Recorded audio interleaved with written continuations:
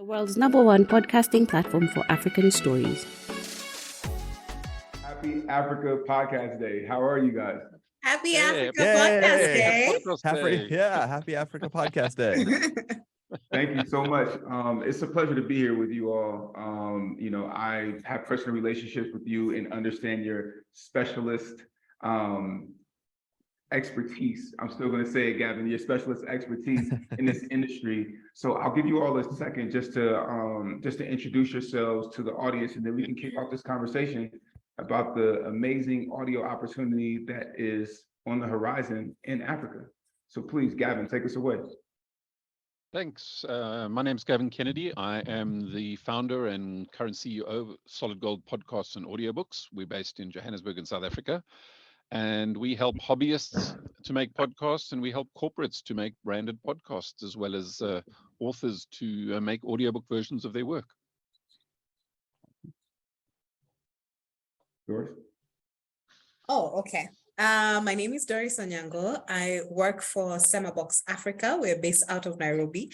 We are Africa's first premier specialist podcast studio. Over 80 podcasts have come through SemaBOX so far, both for amateur podcasters and corporates as well. I also run the world's first podcast incubator for women and non-binary individuals, known as the Dada Podcast Incubator. Awesome. Very cool. And my name is Dan Frank. So I'm the co-founder and president of Podcast Movement. And we like to call ourselves the world's largest community for podcasters. Our core business are our 2 annual podcast conferences that over the past 10 years have welcomed tens of thousands of podcasters to our in-person events. And then tens of thousands of people participate in our online community from around the world. So super excited to be here. Happy Africa Podcast Day. Yeah. Awesome. All right, guys, I'm going to jump right in. My first question to you is, do you believe that Africa is important in the growth of the audio industry overall? And if so, how? So Africa has the youngest population on the planet. Right? The median age is 18. So that means for digital, we have the fastest growing space for digital in the world at current. And one of the platforms that is growing at a very fast rate, of course, social media is booming with all the other platforms, but podcasting is also booming because we are finding that Africans and young Africans are looking for ways to connect with creators who make content that is specific to them and they can listen to passively. So for example, social media, I have to sit on my phone, right? And watch whatever it is that's on my screen. But for the podcast, I can listen passively when I'm doing other things and I won't feel like I've wasted so much time. So the growth of podcasting in Africa, I don't think we have reached the cusp. We're not even a quarter way there. So I'm expecting to have an even bigger boom in the next 5 years. Gavin, I think for me, it's super. Sorry. Oh, go ahead, Gavin. No, go ahead. No, you're gonna have to refresh me on the question I got. I got sucked into Doris's answer and forgot the question. Just what are the key points of the question there?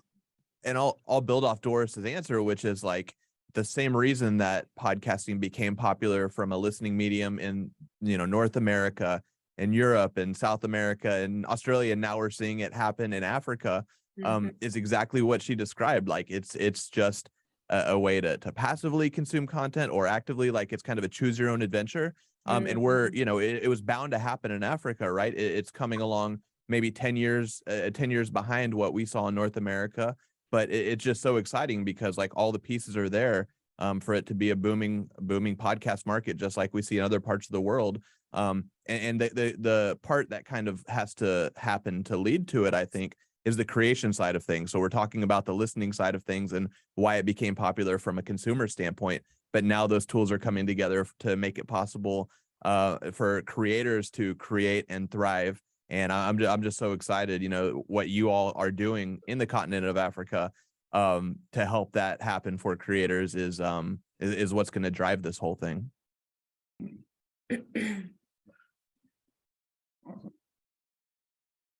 You're still going to have to just, I can speak for a long time on the topic. You just help me with the point you wanted us to respond to. Yeah, so the question was, do you believe that Africa is important in the growth of the audio industry? And if so, how? Okay. In the context of how Africa is going to contribute to podcasting around the world, that's going to be more of a content conversation. Africa has very strong historical oral traditions. So there's lots of stories, there's lots to be shared. And when sharing that content with the diaspora, there's definitely a need for Africa to put the content up there and make it available worldwide. Africa tends to be very innovative because of constraints that we experience. And one of the biggest constraints we have in Africa right now is cost of data and remote access to the internet. And podcasting just really plays into resolving that issue by going into town, going to a clinic, going to a government office, and your phone connects to the free Wi-Fi and downloads all your podcasts, and you go back home and you've got the content. So that's really where the tech of podcasting is helping activate its use in Africa as well. And then in terms of the tendency of Africa to leapfrog, so we tended not to have too many countries that had we tended to not have too many countries that had NTSC television. We adopted television late, which means we started with PAL. We in some countries are never going to get wireless, in some countries, we're never going to have cabled telephones. We're going to skip straight through to wireless. And podcasting is, we start 7, 8, 9, 10 years behind the curve, but we're going to very quickly catch up to the curve because it's a leapfrog technology for us. I love that. A lot of what we said, and I think, Dan, you pointed it out, Gavin, you a bit as well, is we talked about the growth of the creator. Now, you guys are doing things with incubators and you have your production studios. What do you guys think is the key to us getting more independent creators to kind of jump into the game and become podcasters, right? And then, please feel free to jump in and talk about your perspective of how you saw that happen as well. Yeah, I mean, a lot of it is just having the tools available. So, 10, 15 years ago, you had to be a technological wizard, it felt like, to make sure you had the right mixer and the right microphone. And how does this, XLR cable connect to my computer? I don't even know.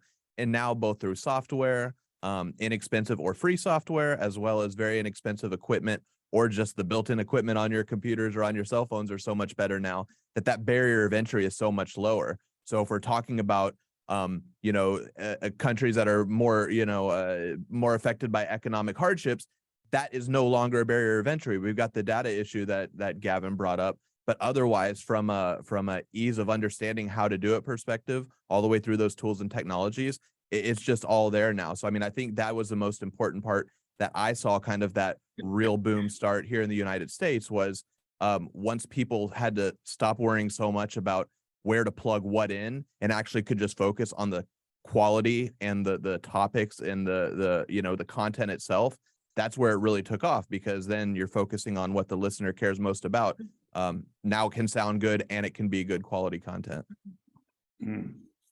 I think for us here, what happened was access to equipment is still a big issue. So for you to import good quality gear, it will take a lot of time. And then for you to learn how to use that gear still also takes a lot of time. That's why podcasting studios like SemaBOX and others around the continent have come to plug in that gap. And once we plugged in that gap, we saw more content creators entering the podcasting space. A lot of, just like what Gavin had mentioned, we tend to leapfrog, right? Most of the people that we're working with now are focusing towards, video podcasts, right? But they still value, we still have to create good quality audio for the listeners, for the people who are, still appreciative of good quality audio. Yeah. For me, what's really interesting is if we look at the story of the Roger Bannister and the 4-minute mile, it was always believed that it was humanly impossible to run a mile in 4 minutes. And he trained for it, he worked at it, and finally broke the 4-minute mile. And within a year, more than a dozen people also did it. So part of making these things possible is knowing that they're possible.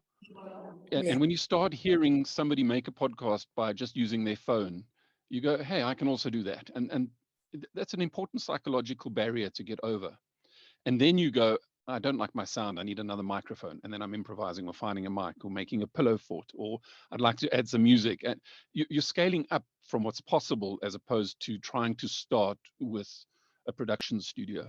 And that kind of plays into the African innovation method, the make a plan strategy that we have. But just hearing other people doing it, for me, that's a really activating key. So with that, you know, I love what you're saying. Essentially, it's kind of like a word of mouth, or you need to see it. And one of the big questions that gets asked a lot by creators before anybody even starts to sign up for their podcast or starts putting in work thinking about their ideas, how can I make money? Right. Yeah.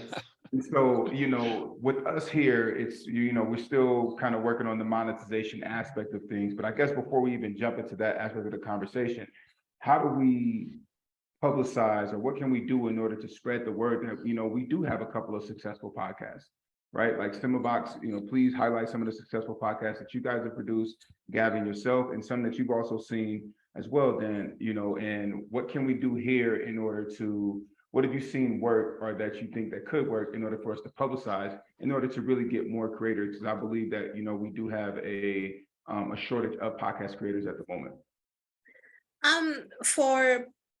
In order to publicize your podcast, you have to do the work. The boring administrative work is what I call it. You have to sometimes write a newsletter. You have to queue social media posts. You have to use pictures, audiograms. You have to do all these multiple things that will help bring or drive growth in terms of listenership into your podcast. So now I feel like it is trial and error, right? For most podcasters, especially, let me speak from the perspective of a newbie podcaster, because those are the people who come in through our studio most of the time.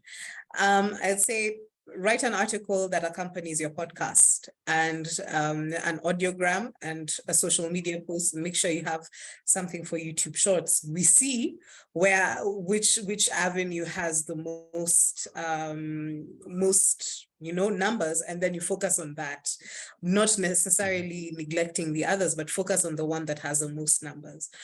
For example, we worked on a podcast called Mazao Talks, which is really fantastic podcast. It has thousands of listeners. In our context, like 20,000 listens. That's a huge number, right? Yeah. But the thing that drove the podcast listenership was the articles. So I was shocked by that as well. We are creating all this, fantastic social media campaign, but the articles are the ones that drove most people to the website where the podcast is being one of the avenues where the podcast is being hosted, and to our social media platforms. So do the boring administrative work, throw your seeds everywhere, and then see which land is the most fertile and focus there. What were the articles about, if you don't mind me asking? So the podcast was based on agriculture. So, and we were talking about mangoes, macadamia nuts, French beans, herbs and spices. So we had articles accompanying the episodes and talking about mangoes and macadamia nuts and the like, yeah. Was it how to plant them, or like how-to articles, or? Not how-to articles, essentially just the stories of the farmers or the trajectory that industry is going towards. We talked about the future of farming, extension services, how they've gone digital for the people who have that kind of knowledge. So that was, it's not necessarily a how-to, but just telling the story around the industry. Gotcha. Gavin? Cool. An important question to start with before we can say, how does a podcast succeed, is understanding what the measure of success is of the particular project or podcast you're working on. So broadly speaking, and I'm going to be very generalist here, there's two kinds of podcast. Podcast number one, I'm trying to build a CPM audience. I'm trying to build a media play where I'm growing an audience so I can sell the audience's ears for revenue. The other one is I'm trying to build a tribe where I connect with the people I'm adding value in a particular niche. Now, in the first one, you're trying to monetize the podcast directly. I need X thousand listeners so I can sell them at X per thousand or something along those lines. The second one, the monetization is downstream. The podcast doesn't make you money. The podcast enables a business plan that makes money. So in the second one, a podcast is more like a billboard or a brochure or a business card. So I've got a business and I'm selling property on a golf estate. And I hire a photographer and a copywriter, and we make an awesome brochure for this golf estate. And I print 1,000 of them, and they're sitting on my desk. It does nothing for me. I've got to take those brochures and go out in the street and put them in the hands of potential buyers for that offering. And a podcast is no different in either of those cases, whether you're trying to monetize the ears or you're trying to downstream get your return. You have to make the podcast. It's got to match the expectations of the target audience. It's got to answer a need. There has to be there are a whole bunch of things that converge in the opportunity, but you have to go and put it in front of them and say, here's this thing that's part of it. You don't print business cards and then sit in your office and hope for business. You go out and network and hand them out. So writing articles, it makes sense that articles activate a podcast because it's the right audience that's reading the article and looking for go deep information or further information. And a tricky thing is getting people to understand that the measure of success can be that one person buys something. I don't need thousands of listeners to listen to my podcast on my golf estate for it to be a success. I need to sell one house. But going into it thinking, well, I want to contribute to the world and I'll be happy if people listen to my podcast. I don't think people are always sincere about that. They should be really, really deathly honest about what their intention is when they set out. If you're trying to be the next Joe Rogan or you want to be famous, you need to state that as a purpose because the people around you are going to do things differently to take you on that journey. Yeah, my thought on this, kind of looking at it from a more zoomed out industry wide thing, is the saying that rising tide lifts all boats. And that's really like, because you said there's still a lack of creators. When we really saw the industry in the United States go up, it was when we started having some mainstream awareness of podcasts. There was that one hit, and then we started seeing, like Doris said, articles about podcasts, and then we started hearing the word podcast mentioned on television, and then radio stations started talking about their podcasts, and then more people started saying, oh, what is this podcast? Oh, I can make one. And then just as it was this groundswell of support of podcasts being created. And then it was like a chicken or the egg. As that was happening, then more people were listening and more people were creating, and one kept going, feeding into the other, until now, if you can be an unknown podcaster, but with a really great topic, or you get one feature in a newspaper or one feature on the nightly news, and then all of a sudden that can become a hit. So to me, it's not like any, one thing that a creator necessarily can do. I mean, certainly they can, but more so, the more it happens in little chunks here and there, it's just going to slowly progress. And as those creators see that happening, then more and more will kind of jump on. So that's kind of my thought. And I think that's probably the phase that things are at now in Africa, where people are just they're seeing the 20,000 listens because of the articles. And then someone else is going to jump in and take that same approach, and the articles are going to be in a different place. And then they're just going to kind of compound and lift the whole thing up. Okay. And it's interesting, you guys are talking about this, the things that work for creators. So today, I was actually polling around newsletters myself, with our local team, but also with people in other markets, some of our reps in other markets. And one of the things that we found out is that email is not working. A lot of these conversations, especially for B2B, are happening on WhatsApp or via phone call. So when it comes to our newsletter, because people are responding there, then our idea was to actually create a general newsletter that could be sent through WhatsApp, but then localize it for the individual reps in the different markets so that they can then just forward it to their contacts. Because if we sent it from, let's say, a Kenyan number, or a US number, it's not the same as coming from that person who, you're consistently in conversation with. But that was actually very revealing for us, because, we were thinking more in a traditional way, and, doing that on the ground research and actually asking those questions, customer discovery, made a big difference in our approach and how we're going to go about executing. So for those watching this recording, WhatsApp for your newsletter will work. So you pick on an interesting, if I can just pull that thread there for a moment, there's a really interesting thing underlying what you're saying there. What you're saying is a manifestation of something that happened in the 90s. The dominance of the network got broken. I think, I stand to be corrected, but I think Will and Grace was the last biggest series on a network that could get the viewership ratings that are just not possible anymore. It's impossible now to put a show out and get the viewership at the same time as you would have for a Will and Grace episode back then, because we have Netflix and Hulu, and the market is completely fragmented now. There's just no way we're going back to release something and everybody watches it at 7 o'clock on a Tuesday night. That's gone.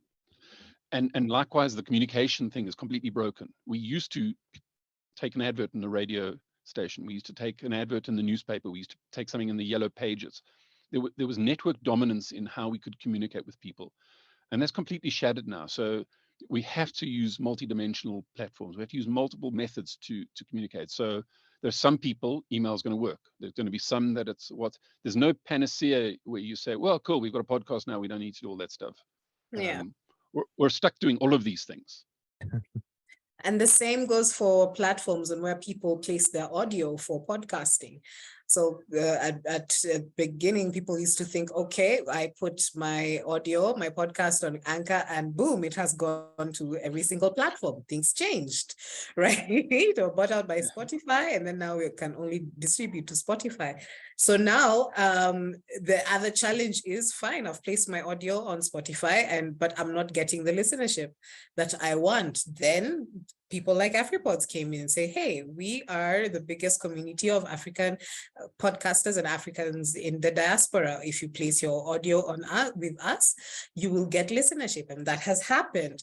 The other thing that I've seen happening is the rise of WhatsApp podcasts. And that one is the one that has really shook me, because we live in a TikTok generation. They don't want to sit down and listen to 40 minutes, or they don't want a 40-minute podcast, but a 5-minute something that can go on WhatsApp is what goes really, really well. So there's a shifting that we have to be very versatile and be able to move in the direction that the wind blows.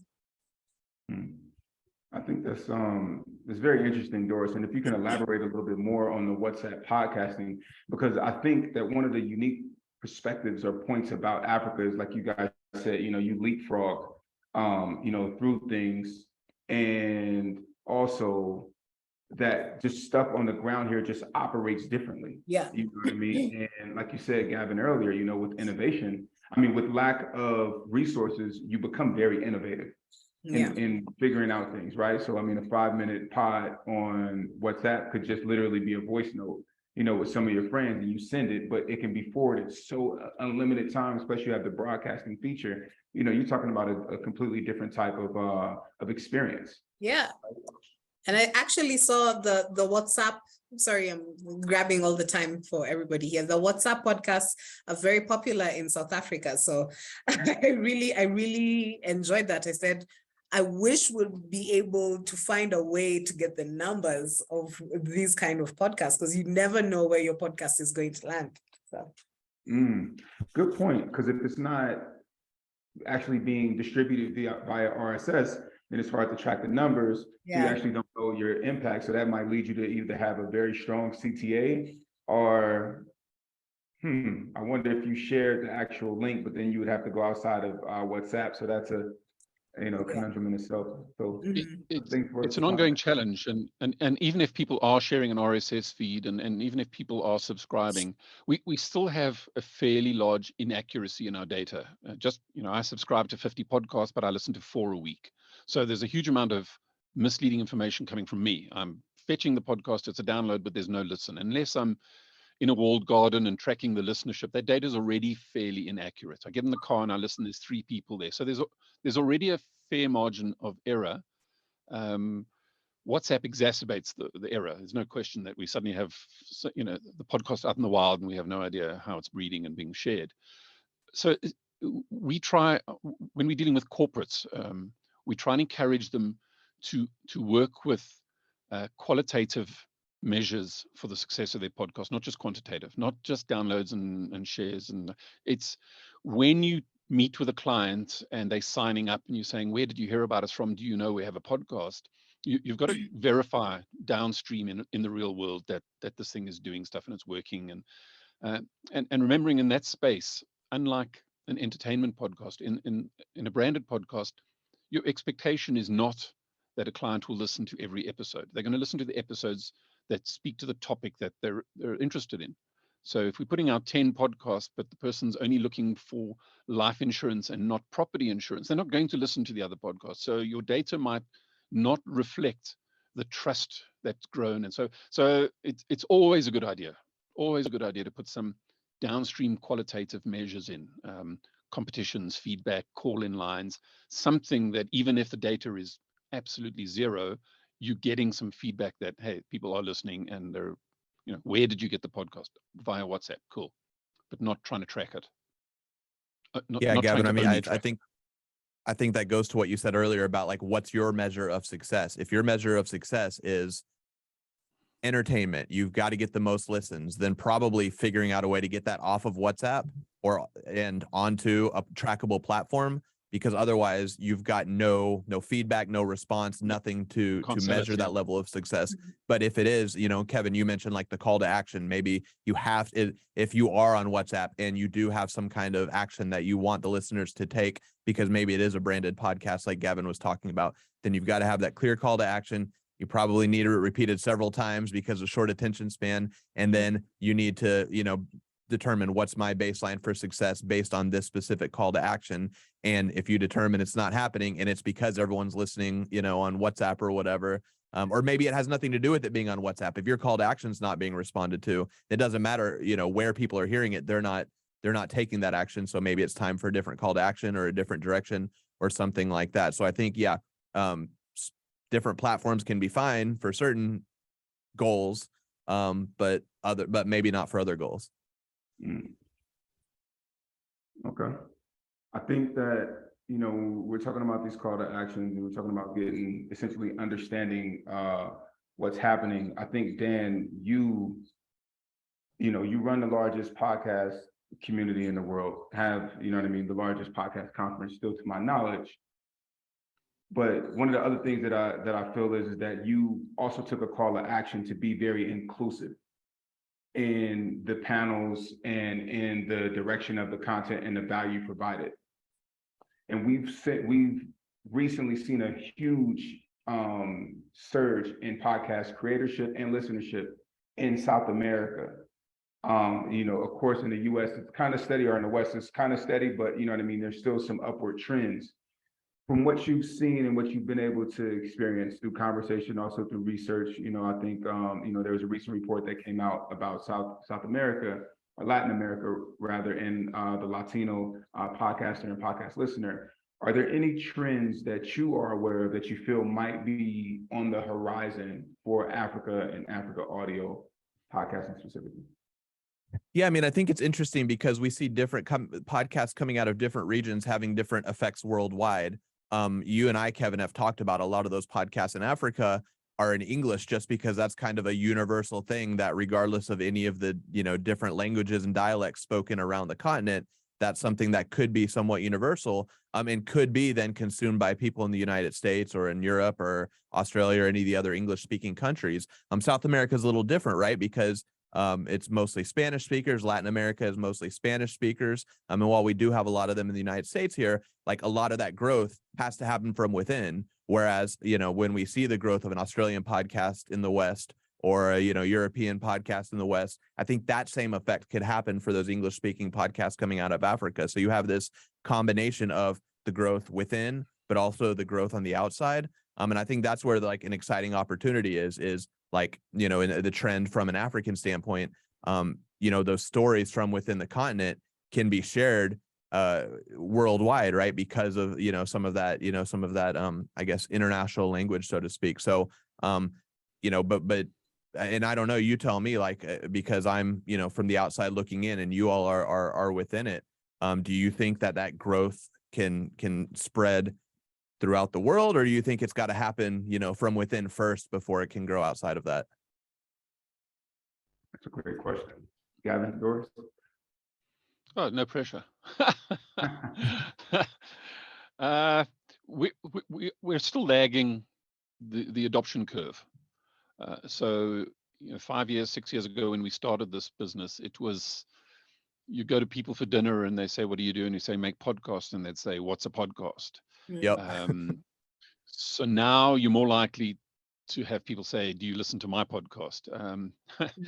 Only slightly tongue in cheek, but there are still a lot of people who are now aware of podcasts, but haven't yet taken that final leap to actually connecting and engaging with them. So we're still kind of paddling a little bit in that space, in the shallow water, but we're going to get out into the deep water now, where everybody's on board and it's just part and parcel. We still have a significant percentage of the continent that doesn't have a very smartphone. They have slightly smartphones, but we're at the end of that curve where the entry-level phone is going to be a smartphone soon. That's just a given. That's going to help the adoption. We're moving towards pervasive internet. We're moving towards it becoming one of the fundamental rights that a government believes people are entitled to. Those things are traveling in parallel with the adoption. So once we get to every phone you buy is podcast enabled, and I have data, and I'm taking the leap from hearing what a podcast is to somebody saying, "Here, try one of the standard starters. Here's Serial. Here's How I Built This. Here's one of the the gateway podcasts." Then we'll see a massive steep growth in listenership. And listenership, yeah, very much chicken and egg. I remember listening to podcasts 15, 16 years ago, and there was a handful of podcasts and a handful of listeners. It's going to create a vacuum, and we're going to fill that vacuum, and then it becomes borderless. Then the diaspora is part and parcel. Then it's going to be very much grouped by intention, by commonality, by language. It's really going to be, I used the word tribe earlier. I think it's going to be really, really, I found my tribe. These are my people, and they're sharing my story, and I want to hear it. Not to say that there isn't a space for the more mundane. I think we're going to find more and more people doing white papers and theses in audio format. I don't have to go to university and trawl through a library to find a paper. I'm going to be able to go on and find an audio version of it.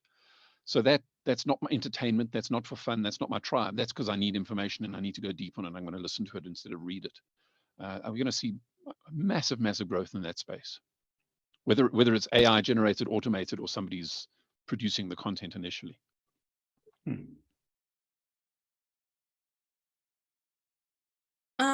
For me, growth in podcasting has taken a different tangent a little bit, because the podcasts that I'm seeing right now are podcasts in vernacular. So people are really abandoning the idea that my podcast has to be in English. I'm going to speak the language that I speak, and that's fine. And I have a community of people who will understand me in my language. And what I have seen happening is podcasts that have been created in vernacular here are reaching, for example, there's a podcast we created, it's a Somali language podcast, right? We created, it was this little podcast, we didn't really know anything about it, right? Now it is the biggest podcast, Somali language podcast in the world. Why? Because they got an audience in the diaspora. So wherever the Somali community is out there in the world, they're listening to this podcast. So now what's happening is what's happening is creators are saying that I'm going to create a podcast in the language that I understand and I know best to communicate with people around me first. And then somehow, the people who understand my language from diaspora, whichever place they are in the world, they are listening to the podcast. So we have sort of abandoned the trajectory of my podcast has to be this way, the standard way, and we are creating pathways of our own. And I think that's like what makes podcasting so unique and so special is like you can make that decision for yourself and for your content. And if you want to make a show for whoever, right? You can choose a small community, you can choose a large community, you can choose a small community that could potentially grow into a large community. So there's no rules, there's no boundaries. And if you decide to do make a 180-degree turn with your podcast from what everyone else says you should do or what's going to make it a success, potentially, forging that new path is going to be your path to success. I think people need an aha moment. They need to go, oh, I'm not broadcasting, I'm narrowcasting. And when they have that moment, then they go, oh, I don't need to appeal to 100,000 people. I actually just want to appeal to people who want to hear this thing in this language. And then I think you're going to see people really energized and head off like jackrabbits. Once they make that connection, hey, why am I trying to do that? I should be doing this. And one of our clients makes financial information podcast in isiXhosa. It's the only financial podcast in that space. The definition of success is what? Well, people who traditionally share information in a family environment, talking around the table, are now able to make this information accessible to an older generation by taking the phone out and playing it to them. Hugely significant. Not mass audience by any measure of success, but in terms of getting the message to the people who really need it, untouchable. There's nothing else that comes close. Well, and I see this from creator after creator after creator, which is you can tell if somebody is podcasting in a way or on a topic that they feel like they're supposed to be, or that's going to lead them the right path versus something they actually care about or doing it in a way that they actually feel passionate about. And that what's your metric for that, Dan? I mean, I don't know what the metric is, but like, because there's so many podcasts out there to choose from and people can hear, this host, they're doing it not because they care about it. Like you can feel that lack of passion versus like what you guys are describing, like go the direction that you feel passionate about. You're going to have more fun as a creator. Your listeners are going to enjoy it more. And ultimately that's going to be the best long-term success from the creator standpoint and the listener standpoint. I'm always curious about what the proxy for that is. When they come in and they say, I want to make this podcast, what do you interrogate to kind of get us peek behind the curtain that they really are doing it for that and not trying to be famous? Well, I mean, you can tell, right? You can be like, oh, I read an article. Well, then they'll say like, oh, I read an article about how I should do this, or I was looking at, the top category of podcasts on Spotify, or, when you start hearing people reference that versus like, hey, I've been a lifelong I've been a lifelong golf course developer, like what you said. And I just can't wait to share what I know about golf courses with anyone who cares about listening to golf courses. Like when you start hearing that versus like, hey, I read an article and there's an opportunity to talk about golf courses. Like there's just differences. You got to try and stop them talking about it. So yeah, yes. Got it. Yeah, I like it. Yeah.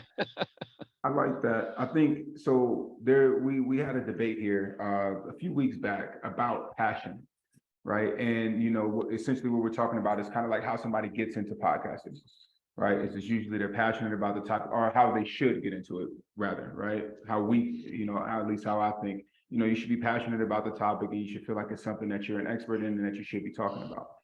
However, I think one of the things that becomes really real as a person, I guess what I would like to call weans off of passion, is what are you actually doing it for? What will keep you sustaining, right? Because most people pod fade, right? They see like the big, the big results that certain people get, but they fail to look at, kind of behind the curtain, right? Like Joe Rogan was a TV personality, he was also a professional fighter and doing all of these other things before he became, like this huge podcaster, and so on and so forth for a lot of other people. And so I always say that podcasting, speaking of going beyond the passion phase, everybody podcasts for 3 reasons. It's either to increase their income, leads, or authority. And those 3 things, I feel like no matter what a client says, they always end up coming back to those 3, right? The authority, because, hey, you know what? I'm the #1 heart surgeon, right? And I feel like I have the most advice to give to other doctors. You know what I mean? The income aspect, because you want to be able to pay for the expenses of potting, right? Or make it worth your while, right? And then the leads, are usually, around business and things like that. So I think that, when you were asking about the metric, Gavin, earlier, I think it's really important for that to be a core part of the initial conversation when somebody's starting, is to say, okay, well, what's your goal? And that's when you usually kind of get the padded answer, and then you go beyond that. And that's where I feel like you really get to the core of what a person is trying to achieve. And then you can actually move forward. And then, because the way that you approach a podcast is, somebody trying to make money versus somebody trying to just build their authority, to me, is in two different ways, 2 different approaches most of the time. Yeah, we call it the "so that" conversation, and it's can be quite unsettling for people. They arrive and say, "I want to make a podcast talking about So that, making, yeah. about golf course." And you say, "So that." Yeah, so that people are listening and they know more about golf courses. Yes, so that, and you keep going to "so that" until frustration bursts out, and they go, "So that they make green golf courses instead of brown ones," and you eventually get to that core thing. Or sometimes it's "so that I can be famous and build my influence at TikTok channel." So you've got to get to that core thing, otherwise you're building the wrong thing. Okay. So I want to piggyback off of that. When we talk about that, and here, especially in my experience, in different countries on the continent, creators are always asking about being paid, monetization. How can platforms or studios and conferences help? What do you feel like we need to do for African creators in order to help them monetize? Because we know that it's the challenge right now, because the industry is still fairly budding in most places. What can we do kind of overall in order to help these creators to be able to monetize so that they could become sustainable potters? And then, any insight that you may have around what you've seen work and things like that, like, please jump in. I think go ahead, Doris. The first thing we need to do, speaking from someone who works with creators all the time, is be realistic with the creators. You are not going to make 100,000 shillings off of your first episode. That's not going to happen. Have the conversation and also just give them examples of other podcasters. We have one of Kenya's biggest podcaster, Doris Onyango, made money off of episode 27. So it means the thing that drove her first was passion, to tell a good story first before the money came. And people have to see a history, a body of work first before money comes. They have to see something. They have to see a thing that you have been doing. So I tell people, first, let's be realistic. We are going to create a podcast, yes. We are going to do our best to create a good podcast. And then now we can start thinking about monetization. Now, when it comes to monetization, I tell all the creators, you don't have to go to the big advertisers. You don't have to put all your hopes on the big telcos, because they're the ones who have the money to spend, right? But smaller businesses who are willing to advertise on your podcast are the ones who can be your bread and butter. Why not go and advertise with them, right? Why not go and pitch with those podcasters? So that's where I start.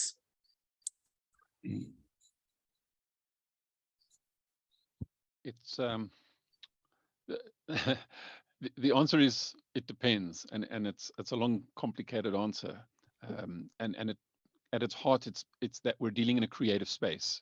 So let's look at proxies for creativity. Authors, musicians, what challenge do they all face? Monetization. We get what I call the airport authors. You go to an airport and you go to the bookshop, and there are only 100 authors in that shop. There are 200 million authors in the world, but there's 100 authors in that book. In that airport bookshop. And they're selling 99.5% of all the books in the world, those 100 authors. And the rest, the other 199 million people, are sharing 1% of book revenues. Same with music. Who's doing the best in selling music? And you'll find the answer is somebody who makes their money not selling music. You know, we look at Taylor Swift. She makes more money not selling music. So podcasters have got to be more creative in thinking, how do I use this thing to make money, not directly, because the direct, you got to assume you're not Stephen King. It's irrational to think you're the next Stephen King. It's not a sound place to start. So if you're an author and you're going to write a book, you should be safe to assume you're not going to be one of those 100 initially. So either you're a J.K. Rowling and you break through, it's 1 in 100 million chance. So it's not that. The challenge we have with podcasting and advertising is that we're going to have the video on demand, the skip the advert challenge. We've got some tech challenges. So the baked in, skipping, programmatic, all those challenges are still there. Even if you get an advertiser, we still got to overcome the tech of how do people skip it. And so there are a lot of challenges. I wish I could say it's easy. There's a simple solution. Doris, I like what you're saying. We encourage startup podcasters to go to somebody they know with a business who's got some discretionary budget, who's not going to be too picky about the ROI and the click-through rates and all that stuff. Just somebody who's prepared to give you a couple of $1,000, shillings, rands, whatever, and kick the tires and say, I like you, I support you, I'm one of your fans, I'm giving you some money. Not an agency who's got much higher expectations on ROI and things like that. And yeah, we come back to what's your primary motivation. If your motivation is to build a network and sell as many adverts as Tim Ferriss does, then you've got to be Tim Ferriss first. And Tim Ferriss didn't become Tim Ferriss from his podcast. He was Tim Ferriss who then made a podcast. Yes. Right. 4-hour work week. I'll say some of the most successful podcasters that I know, financially successful, that are making the money off of it, are the podcasters here that you wouldn't know their names. You wouldn't see them in the charts or the top 10 or the airplane or the airport bookstores. They are podcasting on a very niche specific topic that has a small audience, but a valuable audience. So one that comes to mind is a gentleman named Brian Orr here in the States. And he runs like a mechanic company that fixes heating units and air conditioning units in commercial buildings. And he podcasts about that topic. And the only people that listen are people that are in that industry. It's a very small industry. There's not a whole lot of them in the industry and even less of them listening. But because he is the top podcast in that space, any advertiser, any company that is desperate to get in front of those type of people, his show is the go-to, and those rates are way higher than any CPM that you would see for, a telco company and how they're calculating. Here's how many downloads you have, so here's what your ad spots are worth. Because the supply and demand is there. There's not a whole lot of ways to get in front of that very targeted audience. And I think that's something, whether it's like, online videos or podcasts, something that is different from broadcast radio or broadcast television, is you can often pinpoint who exactly listens to the show, what type of person it is, what industry are they in, where do they spend their money? And then you can take that to those small advertisers and say, don't buy ads anywhere else. Don't put a sign on the side of the road. Don't put, an ad that's broadcasting on the radio, because I might only have 500 listeners an episode, but no one's crazy enough to listen to this episode about heaters and air conditionings and mechanics, unless they are 100%, into this topic. Therefore, you have 100% saturation rate on any ads you run, and that's super valuable. So again, that measure of success, does that 500 downloads look great to anybody on the outside? No, but when you're making lots and lots of money because you're selling very targeted ads, one person, the person doing that is laughing all the way to the bank. We really encourage people to make the opening of the podcast very a watershed moment for people. You should welcome to the podcast where we teach left-handed golfers how not to slice. No, that's not for me. I'm gone. You're gone in the first 10 seconds. If you're staying, I know you're left-handed and I know you're slicing. Let's talk. Right. Absolutely. Okay, guys, I'm going to switch modes a little bit here, put you guys all in the hot seat. So we're going to enter into this rapid fire portion of the this conversation as we wind down. And so this next question, I'm going to ask you, you have 60 seconds to answer. Totally no pressure, very, very chill. But I think I'm gonna start off with you this time, Doris. Okay. What does the future of African podcasting look like to you? Extremely bright. Extremely bright. I think there's still much more innovation to be made in the industry. We still haven't seen big podcast superstars yet. I think we're going to see that in the next couple of years. Okay. All right. Gavin or Dan? Happy to grab it. I think the future is going to look a lot like the past for Africa. I think as humans, we've been around for 300,000 years, and this ability to read and write is a fairly recent blip on our history. We've been able to do it for 10,000 years. We're oral by nature. I think we have 200,000 years of grunting and speaking, and now we're able to record it and save it. And we invented writing so that we could preserve stories. So I think we're going back to that. There's an old saying that when a person passes, a library dies, or something along those lines. Podcasting and spoken word is a way of preventing the library dying when a person dies. Yeah, I agree with both of you. The sky's the limit. I mean, if we look at traditional media, television's been around for decades. Radio's been around even longer than that. Podcasting is still less than 20 years old, right? So like, it's so young everywhere, not just in Africa. It's so young everywhere that there's just so much room for growth all over the world. And Africa, as we've been talking about, is coming in, behind some of the other continents. But that doesn't mean there's a ceiling, because none of us have seen that ceiling yet. So I think industry-wide, and especially in Africa where you all are at right now, it's just so bright. Okay. And so my next question is, what excites you about Africa Podcast Day? But before you answer, and then this one, you can kick this one off, I want to give a shout out to Melissa and Josephine from Africa Podfest for founding this day and making it possible. So shout out to Melissa and Josephine for doing that. So Dan, kick us off. What excites you about Africa Podcast Day and participating in it this year? Yeah, I mean, to me, what has grown podcast movement, and any successful part of the podcast industry I've seen is community, are really those people banding together, locking arms, saying, hey, we're the creators. We're the ones. If this thing is going to work, if this podcasting thing is going to work in our country, in our industry, it's going to be because of us creating content, creating it well, and doing this together. It's not competition.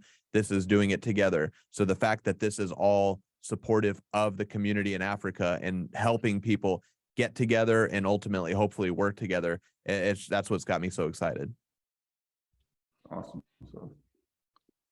Yeah, it's really exciting to have a light shone on this thing and to stimulate conversation and have people say, what's a podcast again? And we haven't got quite to the stage where we're wearing a particular colored ribbon for Podcast Day yet. Maybe it's coming, I don't know. But it raises awareness. It shines a light on it and gets people who maybe hadn't heard of it an opportunity to be made aware, to have a conversation with somebody else who's excited and bubbling about it on the day. I think the thing that excites me about Africa Podcast Day is we as Africans, we are podcasting in a way that is specifically and uniquely ours. And we are yet to see more innovation. We are yet to see different kind of podcasts. So we're just podcasting our way, basically. And I'm really excited about that. Right. I'm gonna jump in here and pitch in on why I'm excited about Africa Podcast Day.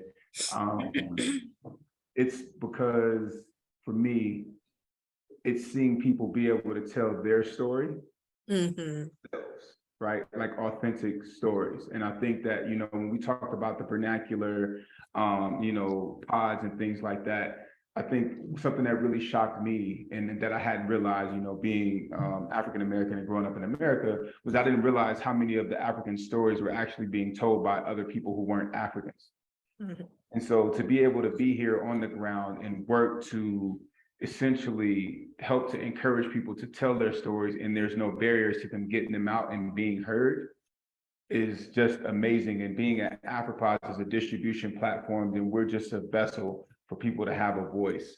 And even in that, us as a platform, we allow, or we have like categorization for over 50 African languages, right? Just because we believe in being able to speak in your own tone, in your own vernacular, so that, the people, essentially your tribe, can listen in, and they don't have to stretch into another person's language in order to understand what it is that you're saying. They can stay right at home and feel comfortable. And so I'm excited about the future of what podcasting for us all looks like, and also excited for Africa to become a part of that global conversation, right? More representation globally, cross-continentally, and even, at podcast movement especially, right? And so I'm excited about that. And my last question to you all is, how can those watching this recording for Africa Podcast Day, how can they stay in contact with you? So Gavin, please kick us off with that one. Visit solidgold.africa and join our mailing list, and subscribe to some of the podcasts on our page there. We've got a couple of hundred there. Sure to be something that you like there. Okay. Doris? Oh, okay. So SemaBOX.net is our website. And we are SemaBOX Africa on all social media platforms, so you can join us there. You can follow me individually. I'm Doris Onyango on any social media platform. Okay. Can you spell SemaBOX in your name for those who might not? Oh, okay. So SemaBOX is SemaBOX Africa, SemaBOX Africa. And my name is on social media is Doris, DorisOnyango on all social media platforms. Thank you. And then for me and for Podcast Movement, we have one of our big places, our Facebook group. We have 80,000 members from around the world in that Facebook group, and it's a great place for creators. It's just talking shop and getting help and all those things. On social media, Podcast Movement, our Twitter account, super active, lots of interaction and engagement going on there. And then at our events, if anyone's in the States or looking to travel to the States, we have an event every March and every August.